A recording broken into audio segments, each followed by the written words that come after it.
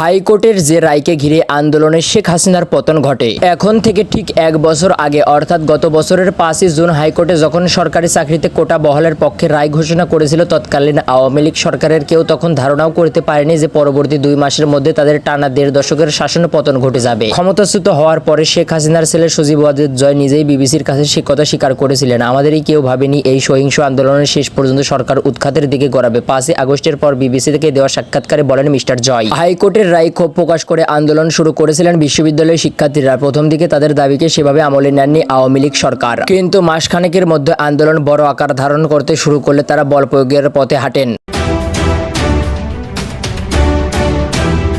সুপ্রিয় দর্শক, এই ছিল এখনকার সর্বশেষ বাংলা আপডেট সংবাদ। পরবর্তী বাংলা আপডেট সংবাদ পেতে দেশবাণী নিউজ চ্যানেলটিকে সাবস্ক্রাইব করে বেল আইকনটিকে বাজিয়ে রাখুন। আপনার মূল্যবান মন্তব্য জানিয়ে দিতে পারেন আমাদের কমেন্ট সেকশনে, আর ভিডিওটি শেয়ার করে অন্যকে দেখার সুযোগ করে দিন।